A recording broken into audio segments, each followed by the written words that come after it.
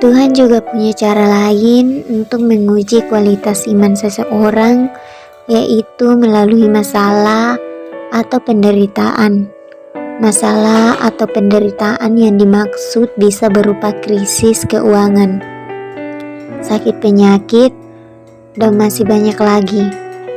Ada dua kemungkinan reaksi orang ketika berada dalam masalah atau penderitaan tersebut.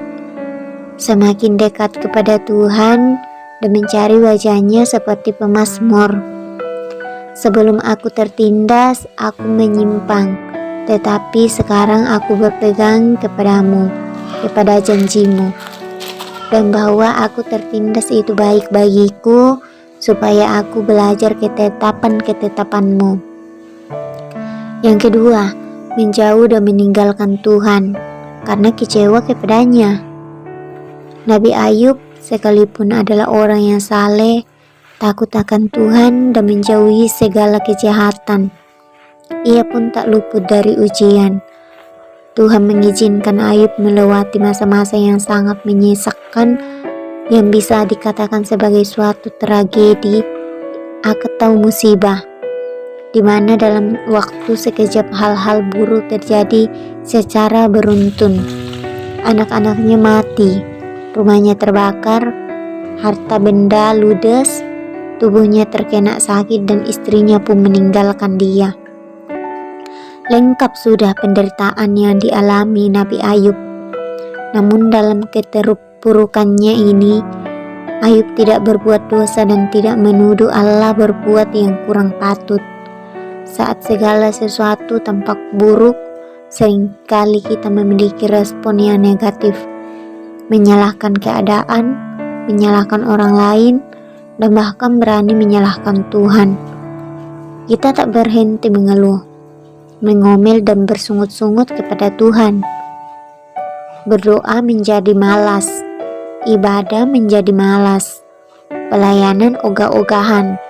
Lalu kita menjauhkan diri dari pertemuan-pertemuan ibadah, bahkan meninggalkan Tuhan. Jangan sekali-kali undur dari Tuhan hanya karena masalah. Karena memberitakan Injil, Rasul Paulus harus mengalami penderitaan. Tapi hal itu tak menyurutkan langkah dan semangatnya untuk tetap melayani Tuhan. Ia tidak kecewa, apalagi sampai lari dari panggilan Tuhan. Terkadang Tuhan izinkan kita harus melewati masalah dan penderitaan agar kita belajar bertanggung jawab sepenuhnya kepada Tuhan. Sebab justru dalam kelemahanlah kuasaku menjadi sempurna. Saya mengenal sahabat yang adalah seorang tunanetra. Dulu saya mengenal dia sebagai orang yang gampang putus asa dan minder karena sering diolok-olok temannya. Dia selalu menganggap Tuhan tidak adil bagi dirinya. Sampai suatu saat dia dipertemukan dengan seorang hamba Tuhan yang banyak mengubahkan hidupnya. Hamba Tuhan ini mengajarkan kepadanya arti hidup, perjuangan, dan kerja keras. Beberapa tahun kemudian, sahabat saya ini bersemangat untuk membuat hidupnya lebih berarti. Dan sampai sekarang, Tuhan memakainya untuk menjadi berkat bagi penyandang tunanetra lainnya di sekolah luar biasa yang berhasil didirikannya. Ketika melihat orang buta ini, murid-murid Yesus berpendapat bahwa kebutaannya ini adalah akibat dari dosa dirinya atau orang tuanya.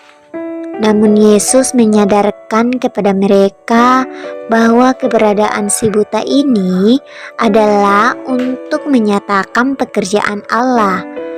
Setelah Yesus menyembuhkannya, hidup si buta ini malah menjadi inspirasi bagi kebanyakan orang karena dia mengalami sendiri pengalaman rohani bersama Allah. Meskipun banyak orang Farisi yang menentang kejadian ini, Saat Allah bekerja, tidak ada seorang pun yang dapat menghalangi pekerjaannya, dan